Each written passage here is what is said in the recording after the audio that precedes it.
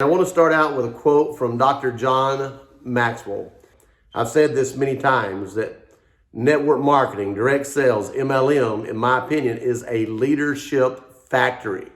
It's a production mode of leadership.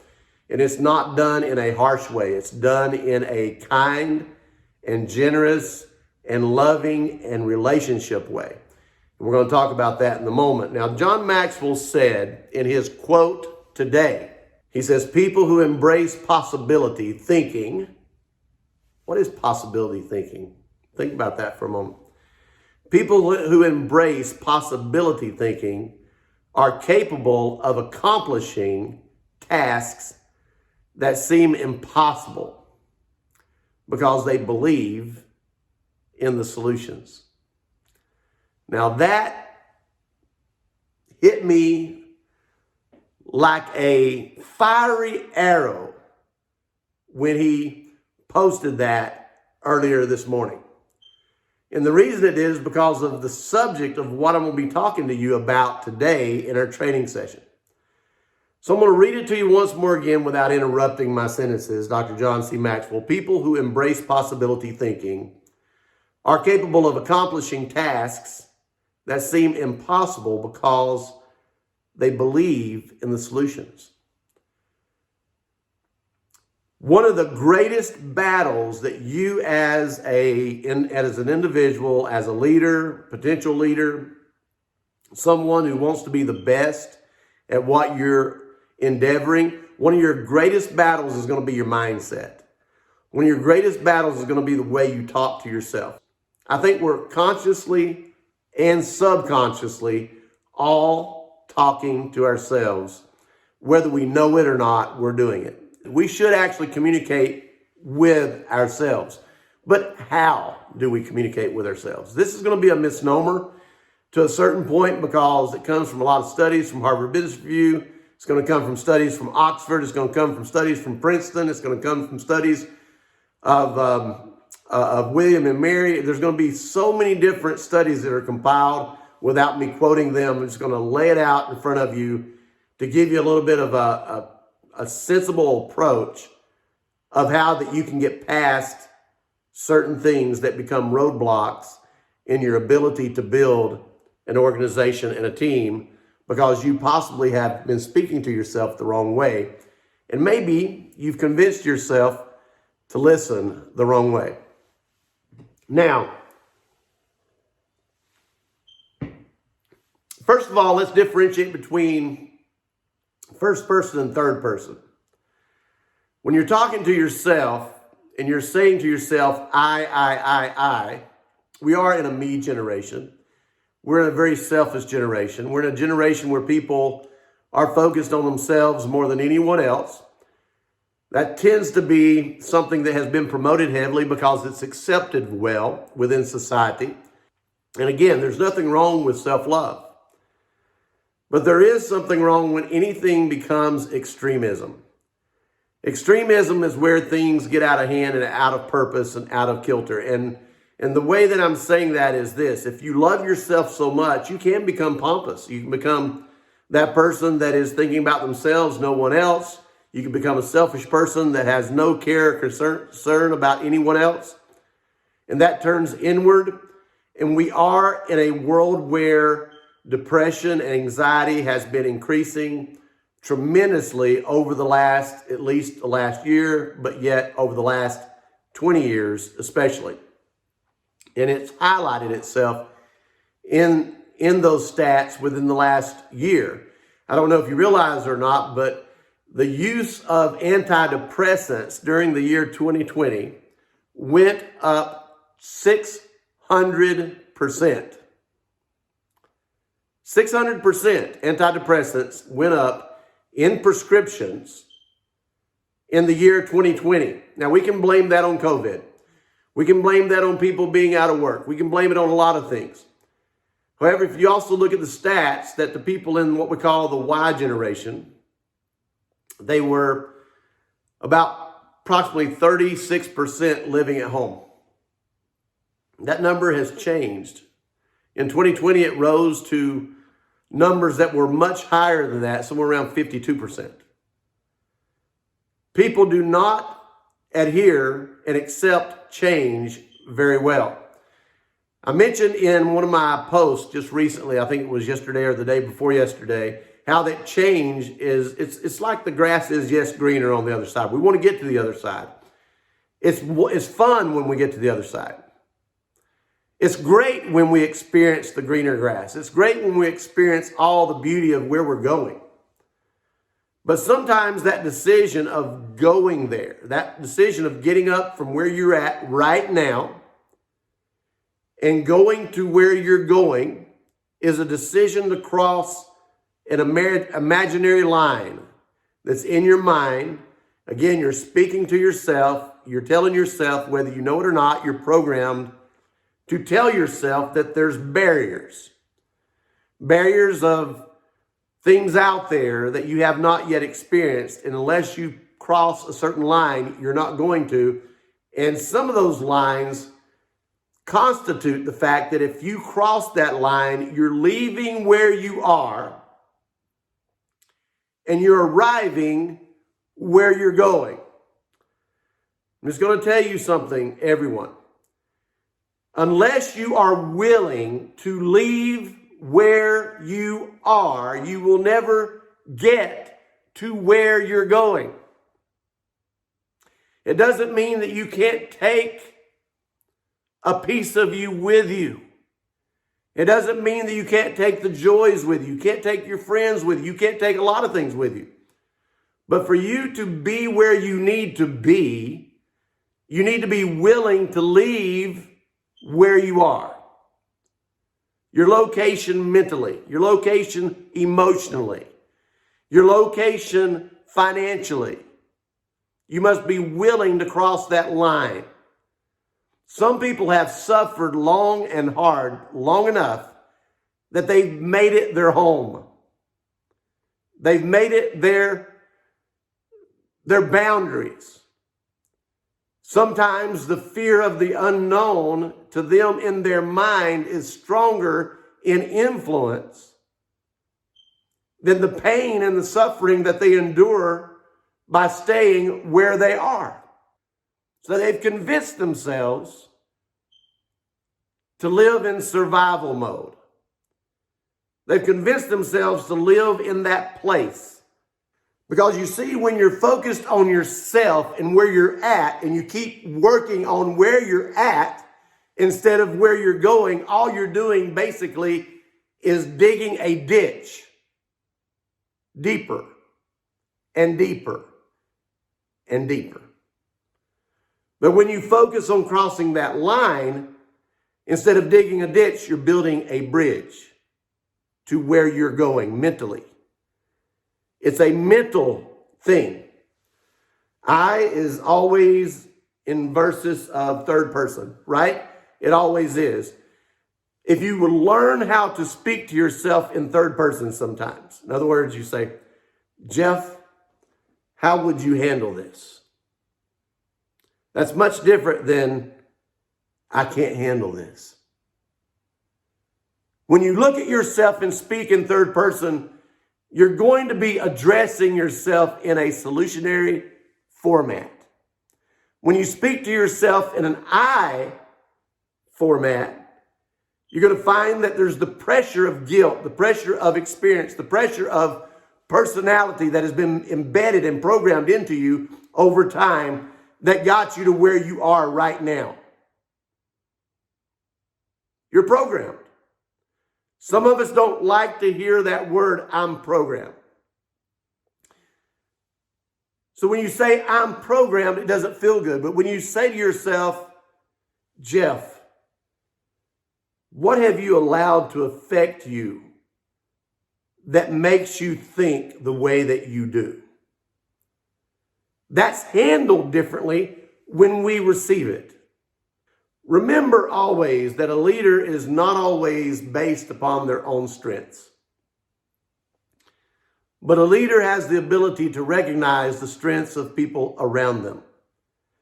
They gather the strength of the people around them, all around them. A leader is not to focus on their own strengths so much as they should be focusing on how they can strengthen their weaknesses. There's a big difference. If all you do is focus on making your strengths stronger, they may not even apply to what you're doing right now. A leader surrounds themselves with people who are strong where they're weak. Their priorities are where they need to be. When you enter into a direct sales company, you will get paid according to your priorities. If you manage your network marketing business, your Atteva business, like a hobby, you will get paid like a hobby.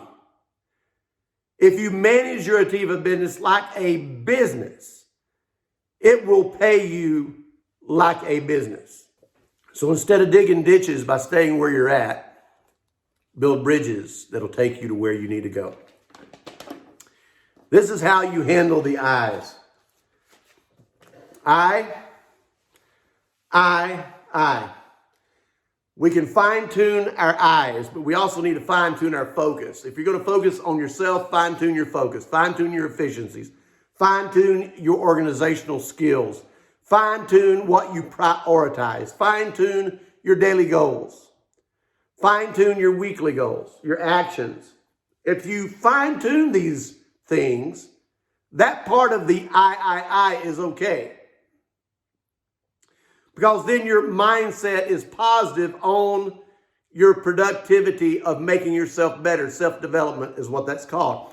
Defining your distractions is also a way to keep away those distractions. It keeps those away from your life. We mentioned last week in a brief moment about defragging your hard drive. If anyone's ever had a PC, you understand what it means by defragging a hard drive. You use the computer for a while. Before you know it, you have all these different files. They're scattered everywhere.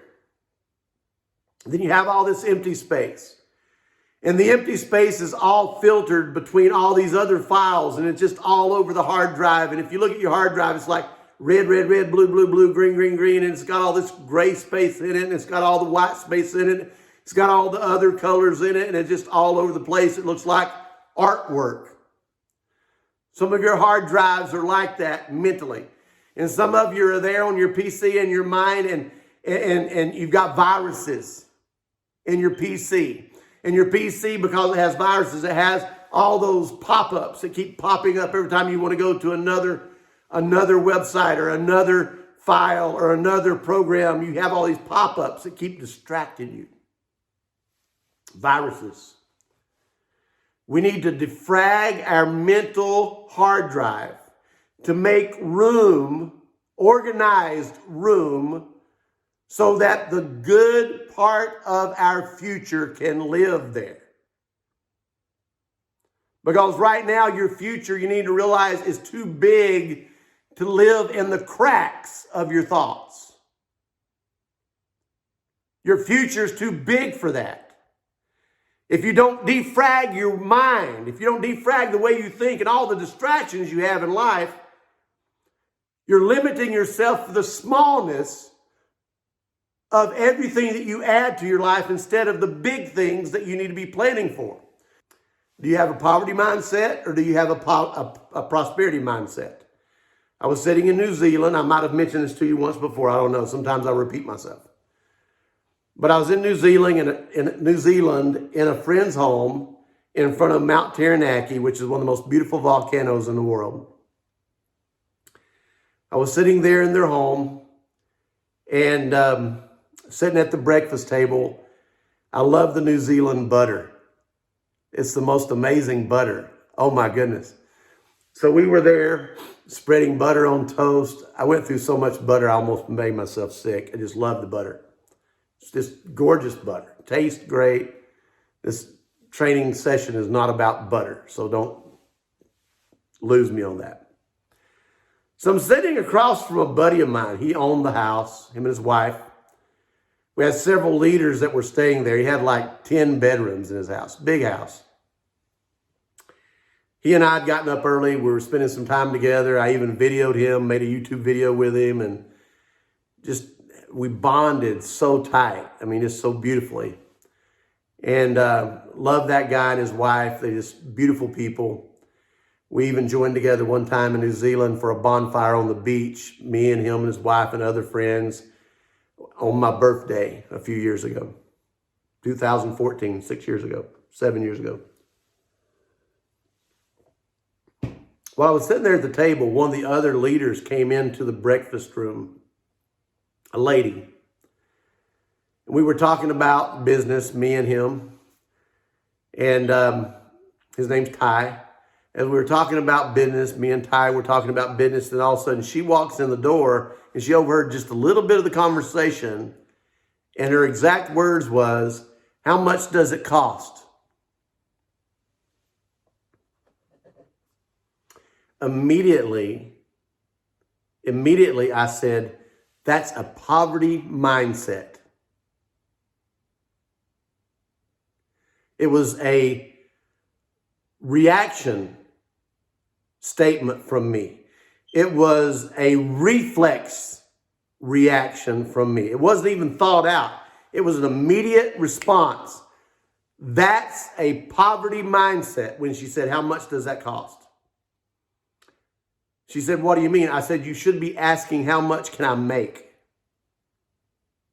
That's a prosperity mindset. A prosperity mindset is always going to ask, how much can I make? A poverty mindset is always going to ask, how much does it cost? There's a big difference between poverty mindset and a prosperity mindset. You wonder how I've been able to build teams over the years, because I had a prosperity mindset. If somebody asks me how much something costs, I'm going to teach them about prosperity mindset. I'm going to teach them how that poverty mindsets will not accomplish anything. You can never save your way to prosperity. You didn't expect me to say that one, did you? Poverty, prosperity. Poverty mindset, prosperity mindset. If you're truly going to make a life of prosperity, it's all about your focus and your mindset of how you're going to accomplish that. But you can't do it in your mind when your mind is saying, how much does that cost? When your mind is saying, can I afford that? When your mind is saying, I don't know if I can do that or not. When your mind is saying, I don't know if I'm the right person for it. When your mind is saying, how am I going to get that money up? When your mind is saying, well, what if I don't reach my goal?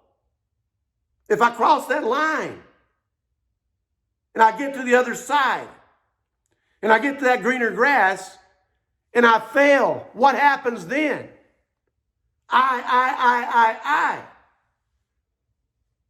Instead, it should be, Jef,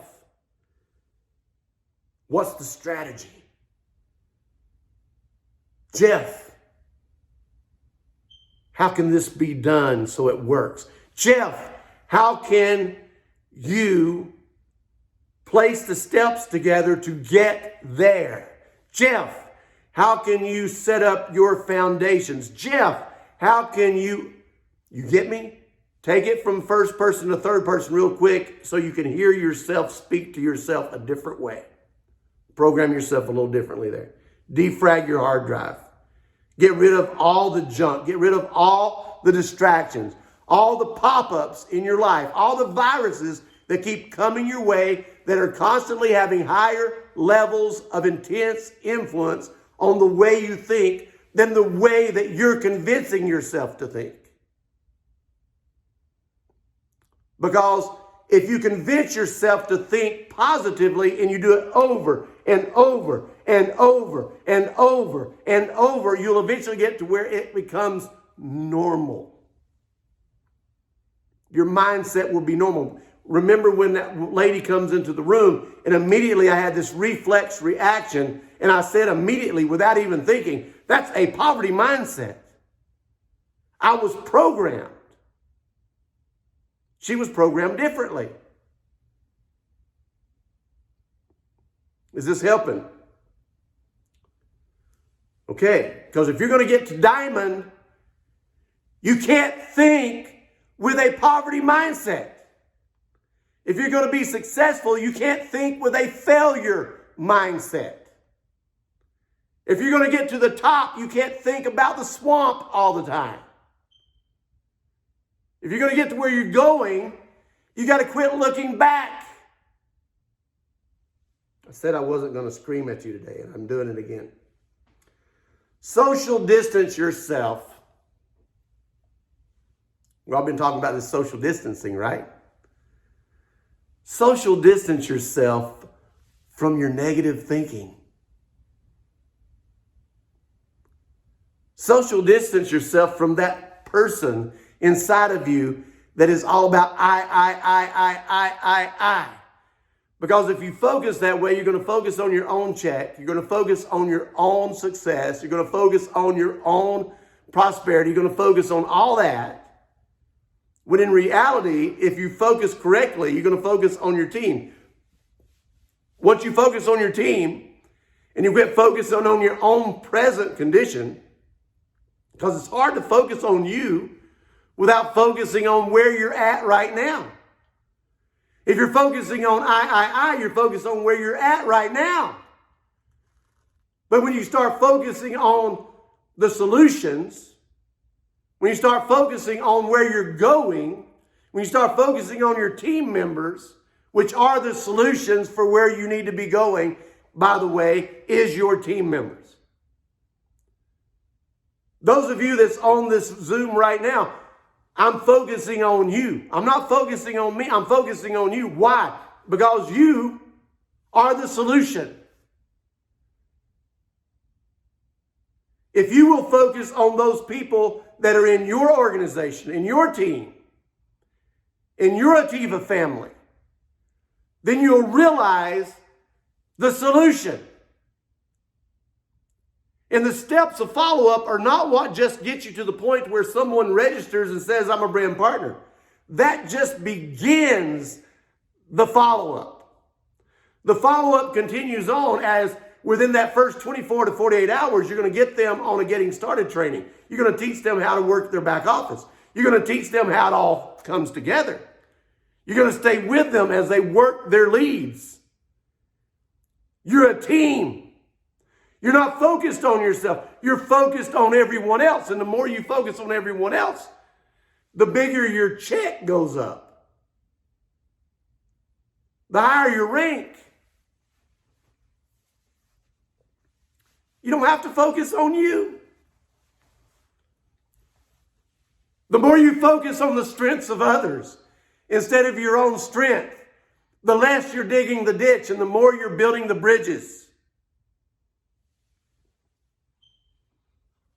This may be a 2 or 3 series speech today.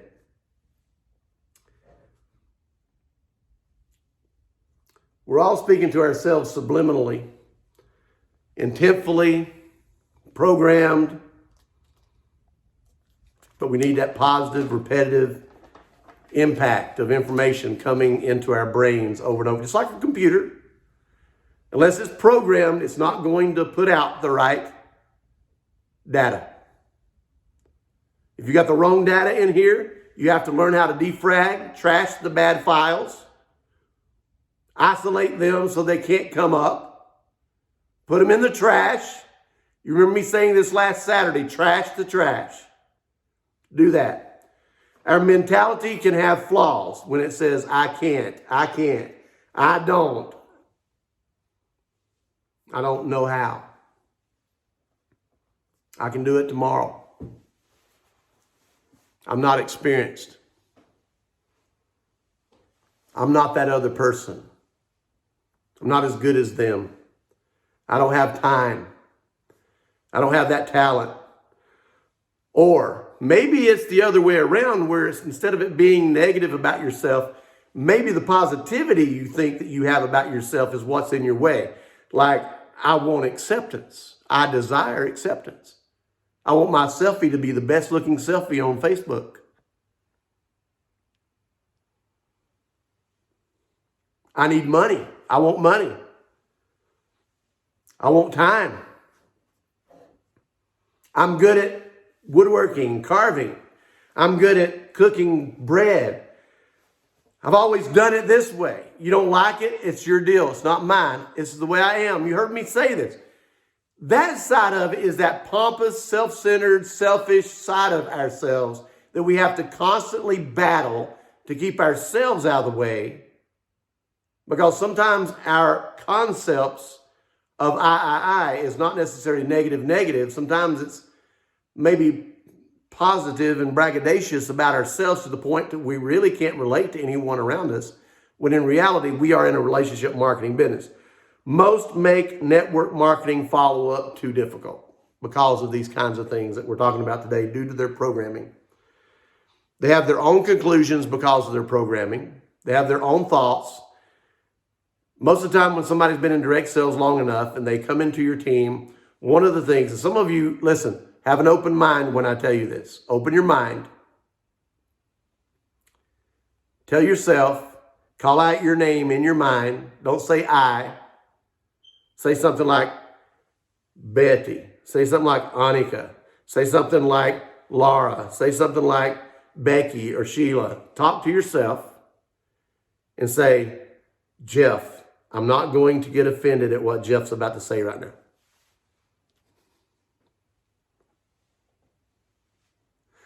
Now you're worried about what I'm going to say. People with a lot of experience in direct sales, when you talk to them and you're trying to coach them through something and trying to guide them through something, from my standpoint, they're either very willing or they've already got it figured out and they won't listen to anything you say, and you wonder why. Sometimes people with the most experience have it all figured out because of their programming. They think they have it all figured out. And it's not always figured out. Sometimes people with a lot of history that's been in our direct sales industry a long time doesn't mean they're successful, folks. Doesn't mean they know it all. Doesn't mean they've been good at it. And it doesn't mean that they're going to be successful just because they have many years experience in our industry. I guarantee you that the things that I teach and I coach over the years, that 99.9% of it has been robbed from people who are better than me and placed in my own words so I can share it with others in a concept that flows. There's not many things new under the sun. I didn't invent sales. I didn't invent duplication. I didn't invent systems. I might have compiled psychologically a certain way to do it a certain way to keep everyone on track. But one of the biggest detriments of leaders is they, in their mind, I've got this. I know what I'm doing. And many times the luckiness that they've had in the past is embedded into the brain that it's going to work again. And luck don't work 2 times in a row. Strategy does. Luck does not duplicate. Strategy duplicates. And one of the reasons that we share the things that we do on our training, especially when it comes to funnel systems that I'm about to get into here, because I'm setting a foundation, is we have to be willing and coachable to follow a system. If our entire company follows a system where everyone brands the company, where everyone synergistically pushes forward, where everyone follows the plan, can you imagine what kind of success will occur? Because as long as people are renegades, and we always are going to have that. As long as people are renegades, well, this is the way I'm going to do it because I did it here. This is the way I'm going to do it, I did it there. This is the way I'm going to do it, I saw someone else do it. You can have someone that's very successful in a certain way of doing things, and they may live in New York City, and they may have built a good team in New York City. But it doesn't mean that it works in Tokyo, Japan. It may not work in Munich, Germany. It may not work in Paris, France. It may not work in Rome, Italy. It may not even work in LA. but it might have worked for that one individual that had a personality that flowed with a certain personality in a certain neighborhood. If you're wanting to build globally and internationally, you have to have all the common denominators in place. And that is important for you to move forward. Over our next few weeks, we're going to be breaking these down systematically and getting you on track so that you understand basically the mechanism around why the system works so well. Also programmed into many people is they feel they can't succeed because they failed once. Either you have people who feel like they can do anything even though it won't work. You can't tell them anything. And then you have the other people who says, I can't do anything because I failed once before and I don't know if I want to fail again. Programming. Now, when we talk about funnels and you see the image behind me, you basically have to go through an introduction process and then you follow through with it. But one of the things that we don't need to get away from is the three things. Is it fun? Can I make money? And is someone going to help me? If you make it more complicated than that, you messed up. Is it fun? Can I make money? And is someone going to help me? So when you say that to yourself, if you got a yes, yes, yes to that, you found a good company. And that's what we're going to build Atteva around, is those three questions. So when you talk to yourself, you're not crazy. When you talk to yourself, I don't want you to say, I want you to say, Josephine, is it fun? Josephine, can I have fun? You see the difference? Josephine, is it fun? Josephine, can I make money? Josephine, is someone going to help me? When you have those kind of questions and you're able to say yes, yes, yes, you'll program yourself that all of your reactions, this is the part that's going to get really simple for you to realize, all the way through the follow-up. I'm going to blow your mind when I say this. All the way through the follow-up, when you're following up through the steps and you're showing them the tools, you're sending them videos, you're sending them links, you're doing a three-way call, you're doing a Zoom call with them, you're doing all these different tools, different steps. Every bit of it should be to get them to be able to inertly ask and answer their own question in their mind. You should be helping them answer the questions. Is it fun? Can I make money? And is someone going to help me? Without having to say those questions, your follow-up should be determining that all the way through the follow-up funnel. It should be telling them as you get them into your funnel and you carry them into that maybe, that contemplation stage, right in here, you have them in that place where you should be able to follow up in such a way that they're going to say, wow, this is going to be fun. You should be taking them through this stage where it gets to that point where they say, wow, I'll be able to make money at this. You should be taking them through this stage at this point where they're saying to themselves, awesome, I don't have to do this all by myself. I've got a whole team around me that's going to help me get there. Did I not just simplify the whole concept of follow-up? Because if you can convince people of those three things, especially if they're looking at this and you're trying to talk to them to contemplate being a partner with you, being in business with you, you should be contemplating to help them tell themselves without you telling them that it's, wow, it's going to be fun. Wow, I can make money. Wow, I have a team around me that's going to help me do this. This is going to be awesome.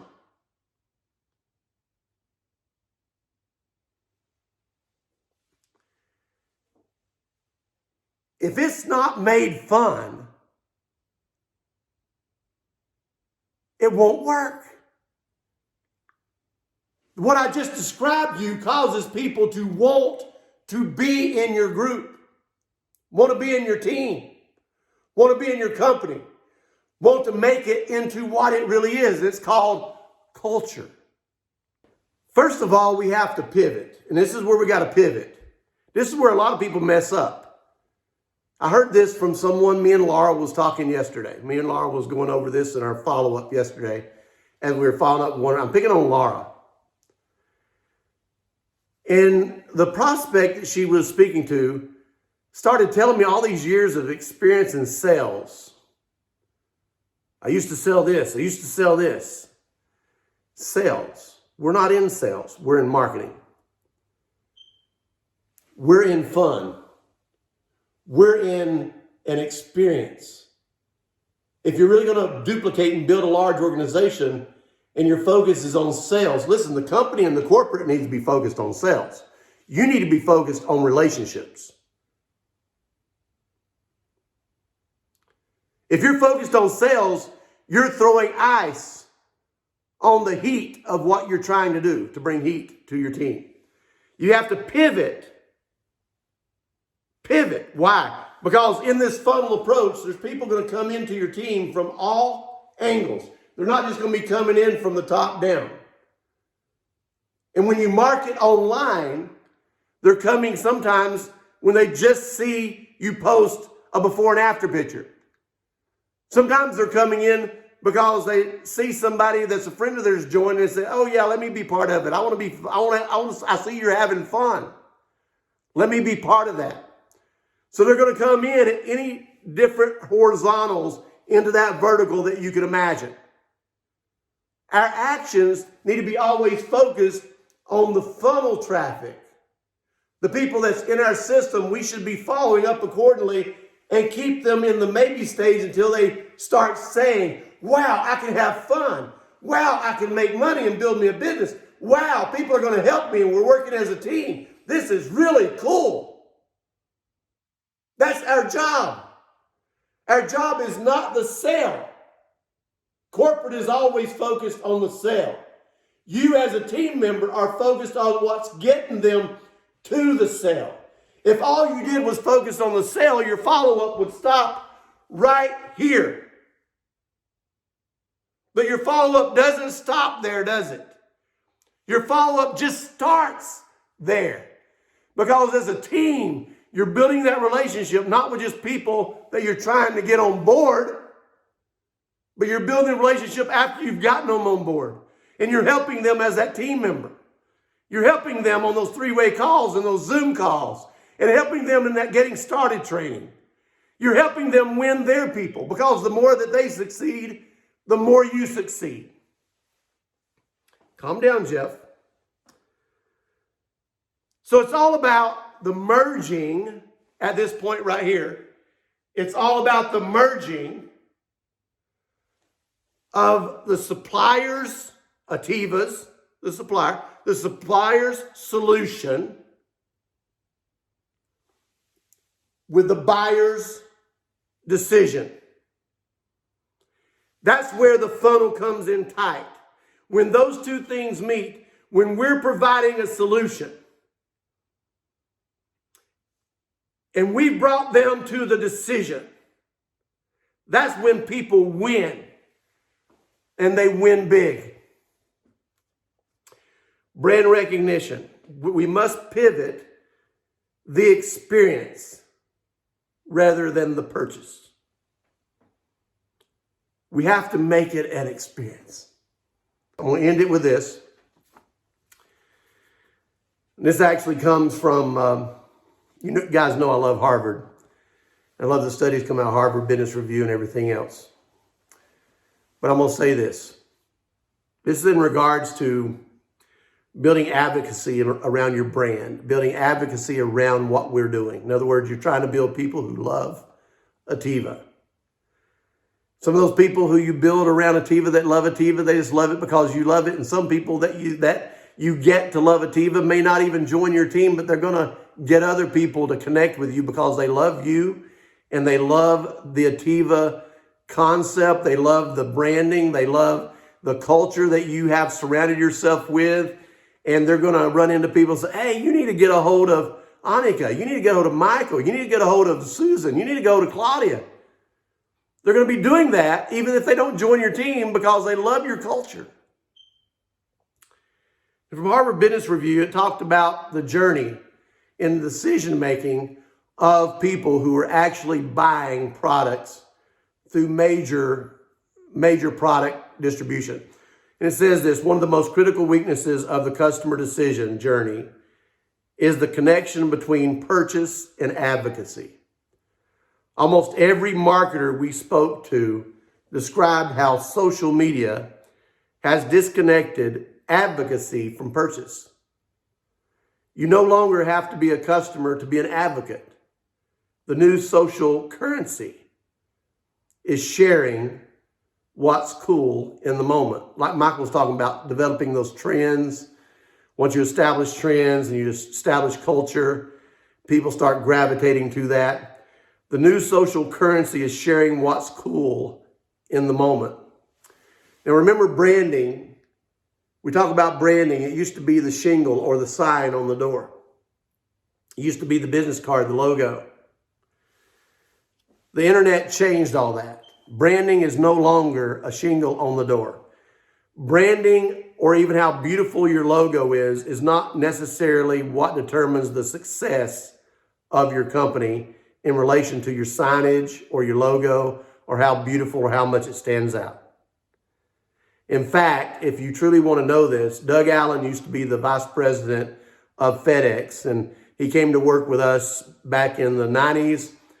And I learned a lot about branding from Doug Allen. Doug Allen gave me a lot of input on branding. And one of the things he said consistently, he said, Jeff, he said, branding is not about the logo. Branding is about how many people are talking about you. If people are talking about your brand, you have a brand. If people are not talking about your brand, you don't have a brand. So the new social currency is definitely that, getting people to positively traffic good quality communication around your product and around your company and around your culture, okay? Now, Joel Ludenfeld, Vice President of Global Branding and Marketing at Twitter, he's the one who actually said the new social currency is sharing what's cool at the moment. In today's marketing landscape, people can experience a brand in many ways other than purchasing and usage of a product. These include live events, content marketing, social media, and word of mouth. We hear Michael talk about word of mouth in our presentation consistently in his portion of the presentation. Consider all the members of Nike Plus running community who don't own Nike products. It's amazing how many people are dedicated to the Nike Plus running community, but they may even wear other brands of shoes. But they're in the group with the people who have like-mindedness, which is called running, right? Exactly. They don't even own Nike products. Or think about half a million followers on Tesla's site that don't own a Tesla. All these advocates help drive the brand to where it benefits those of you who are really driving the brand. It's not about everyone saying yes. It's about getting to as many people as possible. Don't worry about the no's. Remember, we said this last week. The no is not your dream going down the drain. It's theirs, right? Don't worry about the no's. Don't worry about that. Build a positive atmosphere, a positive marketing experience so that people want to be in that culture. You're going to find some people that will come into your company and come into your team because of you, because of just wanting to be around you.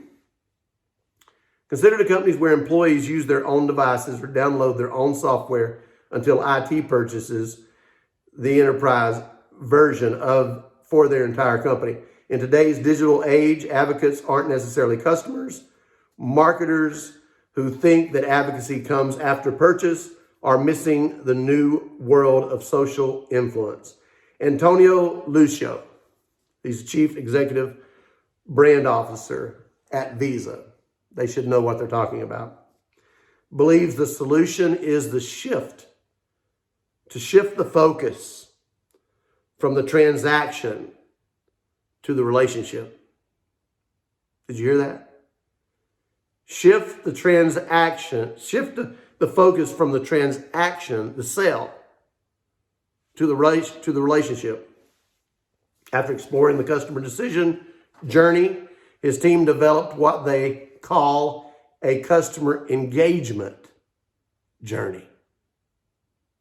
Did you hear that? So instead of it being a customer decision journey, it was a customer engagement journey. In this model, transactions occur in the context of the relationship rather than relationships in the context of the transaction.